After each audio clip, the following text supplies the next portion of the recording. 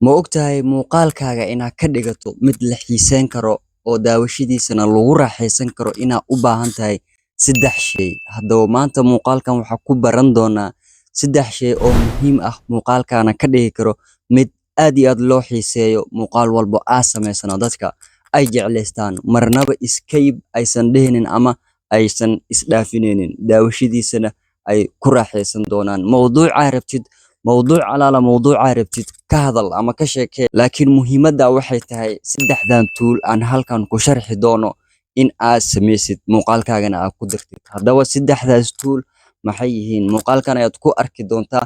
Fadlan soo dhawaada, magacaygu waa Cali. Muuqaalka maanta waxaan ku sharxi doonaa sidii aad muuqaalkaaga ugu dhigi lahayd muuqaal waxtar leh, quality-giisana aad iyo aad u sareeyo, daawashadiisana lagu raaxaysan karo. Channel-kan waxaa kusoo bandhignaa waxyaabaha multimedia ama social media quseeyo iyo sida dhalinyarta online-ka ay lacag ugu shaqaysan lahaayeen iyo sidoo kale ay u baran lahaayeen xirfadaha kala duwan sida video editing-ka, graphic designer-ka, web designer-ka iyo waxyaalaha dhammaan la midka ah. Ogow ani xaasid kuuma noqonin, adigana xaasid ay ugu noqonin. Anoo aqoon ku lehna waxaa go'aansaday in aan ku baro xirfadan aniga aan leeyahay ee video editing-ka. Ogow haddii aad barato xirfadan gacantaada ayaad shumin doontaa waadna ka faa'iidi doontaa. Marka sidaa darteeda aniga sidaa kula jeclaaday in xirfadan aad baratid aadna ku shaqaysatid adduun weynahana aad wax la qaybsatid, waxaa kaa codsanaya in subscribe ii saarto, waa abaalkii aan kugu lahaa. Gambaleelkan furo. Ogow mar walbo gambaleelka aad furatid waxaa noqonaysaa qofkii ugu horeeyay muuqaal walbo halkan soo gelino daawada. Yacni wax muuqaal ah kuma dhaafi doono, wax koorso ah kuma dhaafi doono, wax cashar ah kuma dhaafi doono. Dhammaan way kuu soo dhici doonaan waadna arki doontaa. Mana lagaaga sheekeyn doono, share-na kuguma soo gaarayo oo waxaa noqonaysaa qofkii ugu horeeyay daawaday. Ugu yaraan qaybta comment-gana fikradaada ugu yaraan hal erey noo soo qor. Aad iyo aad u mahadsantahay. Hadda waxaa hore gudaha aan u galaynaa 3dan tool ama 3dan shay ee muuqaalkeena ka dhigi kara muuqaal qurux badan, daawashadiisana lagu raaxaysan karo. Haddaba 3daas tool maxay yihiin? Ugu horeyn markaad soo qaadatid kaamiradaada, kaamiro ku duub ama telefoon ku duub ama wax anything wax alaala wixii markaa aad heli kartid ku duub. Aniga hadda muuqaalka ka daawanayo waxaa ku duubaya telefoonkeyga, waxaan isticmaalayaa Tarbiyeri. Dad badanaa waxay codsadeen setup-ka aan isticmaalo inaan u soo duubo oo halkan aan u soo geliyo. Laakiin way arki doonaan insha Allahu tacaala studio-heyga iyo setup-ka aan isticmaalo iyo meesha aan muuqaalka ka soo tabiyo waa arki doontaan insha Allahu tacaala. Ayadana waa idin soo duubi doonaa. Muuqaalkaaga markaa soo duubatid oo diyaar aad noqotid oo tripod-kaaga aad xiritid, kaamirada aad furitid oo play aad dhahdid, muuqaalkaaga si caadi ah aad u duubatid.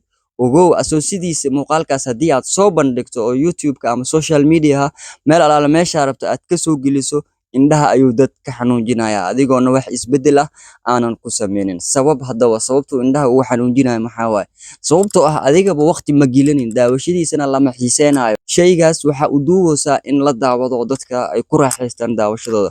Marka sidaa darteeda waa inaad waqti gelisaa oo si qurux badan muuqaalka aad u soo saartaa. Duubista waa wax yar oo iska fudud, waqti yarna ay qaadanaysaa, laakiin muuqaalka inaad habayso aad ka dhigto muuqaal qurux badan aanan laga caajisaynin waqti yar ay u baahan tahay. Marka waqtiga yar waa inaad gelisaa si muuqaalkaaga training uu noqdo ama aad iyo aad loo xiiseeyo daawashadiisana laga caajisaynin. Muuqaalkan hadda aad duubayo markiisii hore sidan ayuu ahaa oo wax kala raama wato khaleel waaye. Markii aan habeeyay waqti aan geliyeen sidan ayuu noqday. Marka sidaa darteeda wax walba waqti la geliyaa ayaa qurux badnaada. Marka waxaan rajeynayaa intaa inaa isla fahnaa. Hadda waqtiga aad gelinayno maxay tahay, maxaase u baahannahay? Dhammaanteen waa laga yaabaa video editing inaan naqaano sida wax loo jarjaro, wax loo sameeyo animation waxaas dhan inaa aqoon buuxda u leenahay waa laga yaabaa. Laakiin waxaa laga siman yahay tactic-kada la isticmaalo. Ugu horeyn muuqaalkaaga markaa rabtid kalarkii aad ku duubtay inaad ka beddesho kalar qurxoon aad u sameyso, indhaha dadka ka xanuujinaynin markaa rabtid inaad u sameyso. Ugu horeyn waa ina adjustment tool-ka la dhahayo waa inaad iska saxdaa. Dad badan waxaa jiro tool-ka adjustment-ga oo ay ku buuxinayaan min bilow ilaa iyo 100 wax badan kalar badan ay ku darayaan oo xariiqjinta ay jiidayaan. Ogow saas looma baahna, muuqaalkaagana saas kalar fiican kuma yeelanayo. Mar walba waxaa loo baahan yahay waa in si qiyaas ah tuulasha aad ugu dartaa. Tool walbaba ama shay walbaba waa ina si qiyaas ah ugu dartaa. 5 waa isticmaali kartaa, 10 waa isticmaali kartaa, 20 waa isticmaali kartaa hadba meeshii aad rabto. sharpenka haddii mar walba aad ku badiso muuqaalkaaga wuxuu noqonayaa muuqaal oo aanan jirin oo si fiican loo daawan karin. Marka sidaa darteed sharpenka 30 ilaa 20 ma ahan in laga badiyo, muuqaalkaasna wuxuu noqon doonaa muuqaal aad iyo aad u qurux badan. Sidoo kale filterka waa inaa iska hagaajisaa.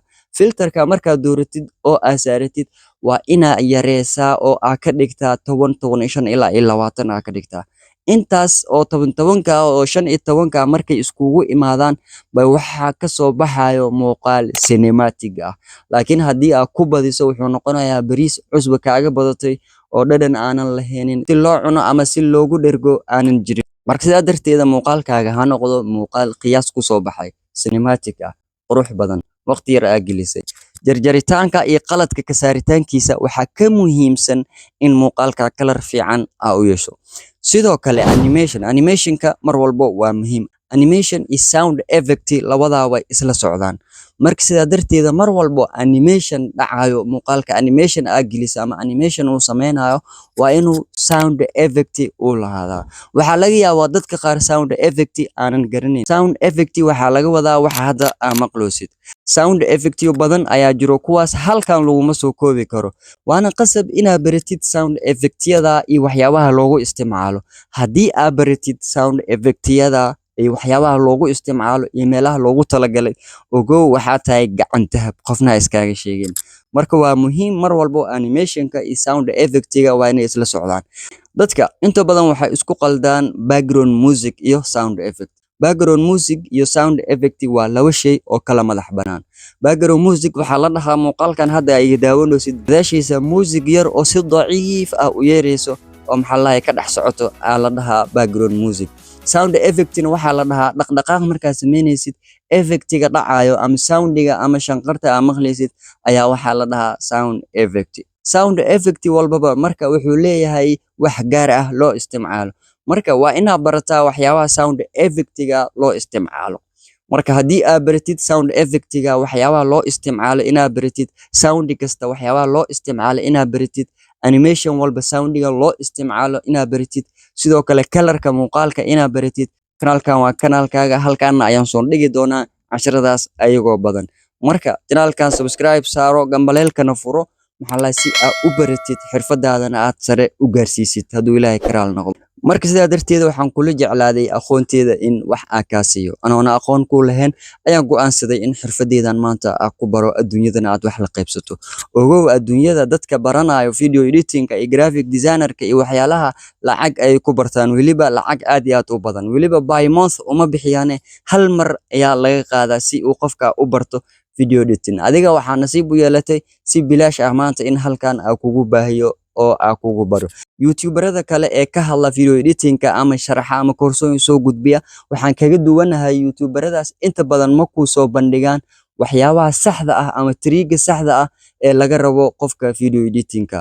Marka sidaa darteeda dadka waxaa kaga duwanahay inaanan waxba aanan gadaal ka marsanaynin, waxbana aanan ka qarinaynin, oo siduu Ilaahay iigu bari oo hagar la'aan ah halkan aan kugu sheegi doono. Trigyada muhiimka ahna mar walba oo masti ah oo ka dhigayo video editing gacmihiisa ay ka xiran yihiin waa inaan kuu sheegaa, halkan ayaan kugu soo bandhigi doonaa. Marka sidaa darteeda aad iyo aad u mahadsantahay. Intaa waxaa rajeynayaa inaan isla fahnay muuqaalkana. Muuqaalka xigo waxaa ku sharxi doonaa sidii aad u samaysan lahayn sound effect iyo animation, iyo sida u baran lahayn all animationada iyo sound effect-yada adduunka ama caalamka ka jiro ee video editing-ka ay isticmaalaan. Sidoo kale waxaan isla baran doonaa kalarka muuqaalka inuu noqdo mid qurux badan. Kalarka waa muhiim, codkana sidoo kale waa muhiim.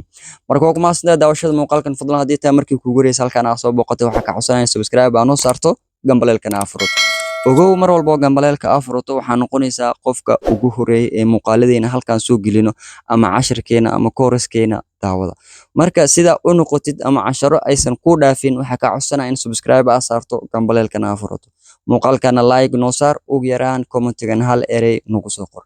Macluumaad intaas dheeri ah haddii aad u baahan tahay, Facebook-gayga waa kana, waa ila soo xiriiri kartaa, isagana soo booqo, follow dheh. Wixii xog ah aad u baahan tahayna halkaas ayaan ku sheekeysan doonaa. Billahi tawfiiq.